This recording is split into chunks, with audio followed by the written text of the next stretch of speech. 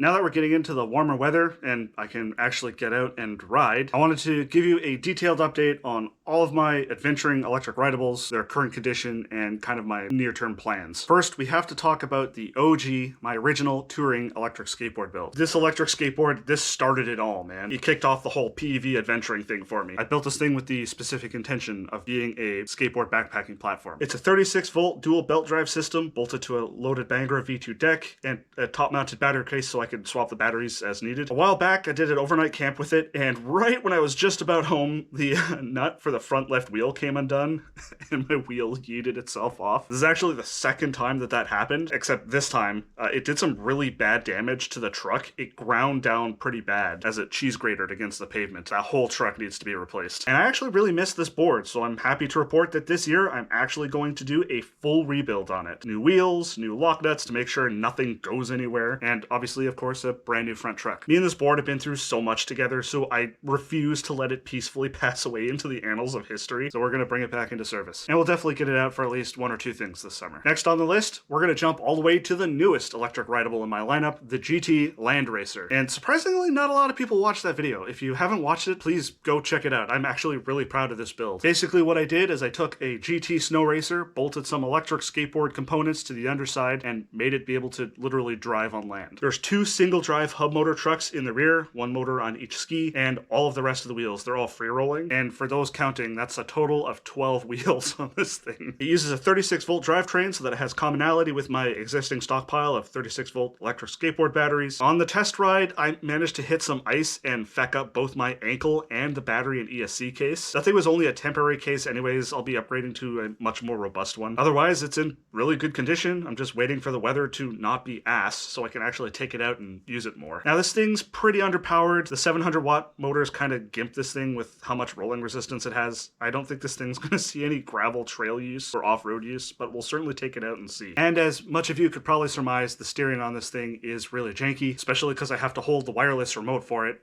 in one hand while also steering, but it actually works a lot better than what one would think. I want to make a lot of content with this thing, so expect it to be a big focal point once the warmer weather comes in and all of the water and snow screw off for the year. We'll do one or two overnight trips with it and definitely do some off-road testing. Next on the list, we have my Emmo E-Wild C2 e-bike. It's a full-size 26-inch by 4-inch fat tire e-bike, standard 48-volt drivetrain with a cheapo Amazon special pannier bag on the back. It's actually doing pretty great. In fact, this past weekend, I tried and failed to do a stealth camp with it. Unfortunately, I had bought this thing so that I could do PEV adventures in the winter, but I found that this thing kind of sucks if there's like any snow on the ground. On iced over snow, it slides right around, right from under me very easily. I took a tumble actually on that failed stealth camp and fell right on my ass. I'm all right, but after screwing up my ankle just like 4 weeks prior, I was super paranoid about hurting myself again. I'm like, oh, please no, I don't want to done it again. My ankle's not even fully healed yet. Even in soft snow, the e-bike isn't great. Since the motor is limited to just 500 watts, it gets bogged down in thick snow, and when it does manage to actually start spinning,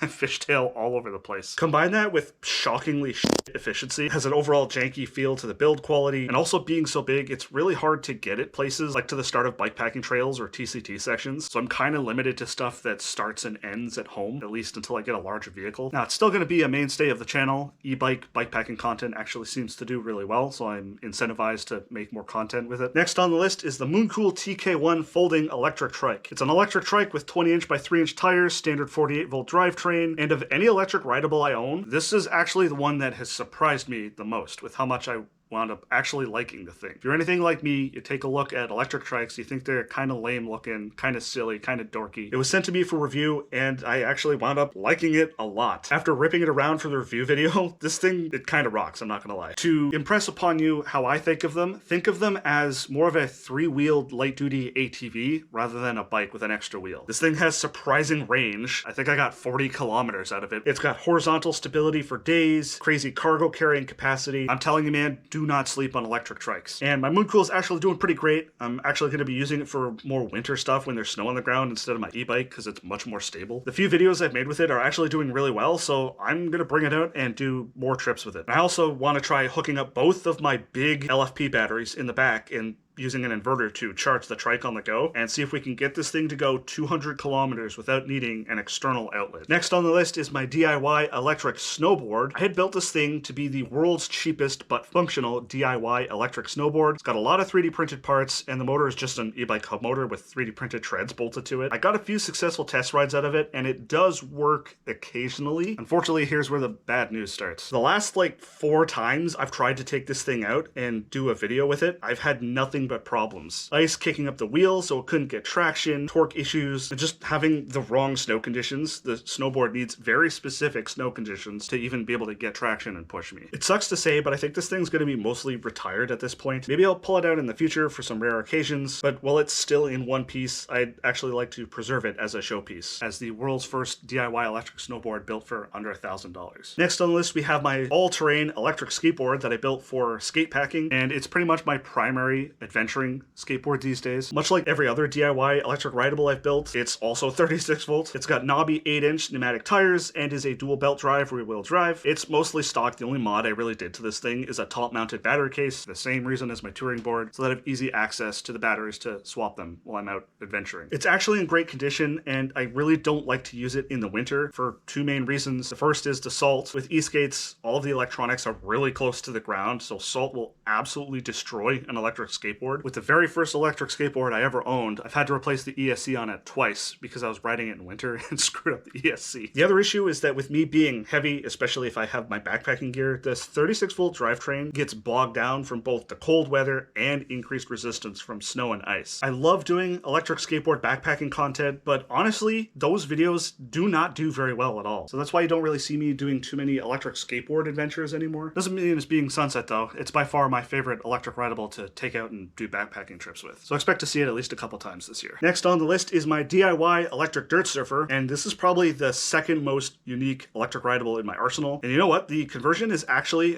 excuse the pun, dirt simple. All you have to do is swap the rear wheel out for one with a hub motor, same size, then just bolt the ESC and battery case to the center of the deck. That's it. And yeah, you guessed it, it's a 36 volt drivetrain. I love this thing and it certainly gets some attention in my videos, but holy hell is this thing hard to ride, especially long distances. It's exactly as sketchy to ride as it looks. So that's really why you don't see me take it out much anymore. It's dangerous and really taxing to ride. As much as I hate to admit it, I'm getting older and I can't really beat the crap out of my body like I used to. Let me know if you do want to see more of it though. I'll probably take it down on at least a couple rides this year. Next on the list is the electric Raft, a Tobin Sports Canyon Pro inflatable raft with a 12 volt trolling motor strapped to the back, powered by a 12 volt 100 amp hour LFP battery. Did you guys see the video last year I made during the summer of me taking my wife out on the lake with it?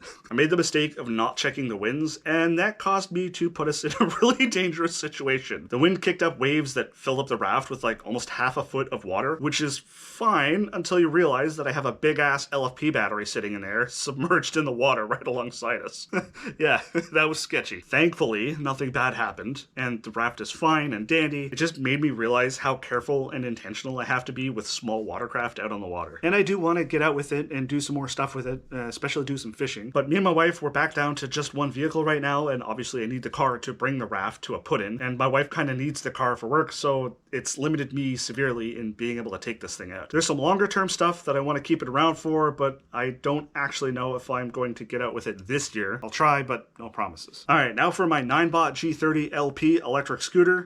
Honestly, I keep forgetting I have this thing. This particular scooter I have isn't amazing. It's a 350 watt motor and a tiny battery, although I did get a surprisingly high range out of it when I did a range test after it sat abandoned for a few years. I might take it out now and again this year if you guys are interested on some shorter distance stuff, mostly to try and bait electric scooter companies to send me something better as a review unit. Second last, we have my lead acid electric skateboard. I built this thing 2 years ago to see if I could make a super cheap but actually practical electric skateboard by using lead acid batteries instead of lithium. And it actually works pretty decently. I wired 3 small SLA batteries in series for a 36 volt drivetrain. It's only got a single belt drive on it since lead acid can't really dump out a lot of amps. All of the hardware sits above deck, so I used a drop down deck. The only issue is that the one motor, I didn't realize it when I built it, but it's actually on the underside, so you can't really steer too hard in that direction because the motor kind of blocks the deck from dipping down on that side. It actually got pretty decent range with that battery setup. I got 12 kilometers of range. Unfortunately, the videos I made with it didn't do all that well. I think as part of the larger lack of interest in electric skateboard content. The ESC on it wound up dying because I was riding it in winter, saltwater everywhere, and the ESC was just kind of dangling out in the open, no protection protection whatsoever. I haven't bothered to repair it due to the aforementioned lack of interest, and by now the lead acid batteries in it are probably in need of replacement as well. I'll probably keep this project on ice unless you guys really want to see me revive it and take it out for some short distance stuff. Let me know. And finally, we get to my Veymax Cejour, the first electric rideable ever sent to me for review. And quite interestingly, one of the only non-e-bike PEVs I have that aren't 36 volts. It's actually 43.2 volts. It's only got a small battery in it since it's an entry-level electric skateboard. It's got 2 hub motors, rear-wheel drive. The board's still stock. I haven't made any modifications to it. I was at one point planning to swap out the default 90mm wheels with some larger 105mm treaded ones, but the more I thought about it, the more I kind of actually want to keep it in its normal state. Since my lead acid electric skateboard died, it's the one I've been using to do lunch runs and stuff with during the week. I work from home, so it's pretty much become my everyday grab and go board. This coming May will actually mark 2 years since I've got that board, and as I was writing this video, I actually kind of thought about doing a 2 years later update style video, so I stuck that in my content calendar, and we're gonna see how well it's holding up after 2 years of use in terms of like battery degradation, and compare the range to the initial test I did. Oh, that's everything in my current electric rideable stable. Let me know which ones you guys want to see more of, and which ones you guys didn't even know I owned. If you're new to the channel, I'm all about unconventional electric adventuring, including stockpiling a stupid number of PEVs, so make sure you're subscribed if you're into that shit.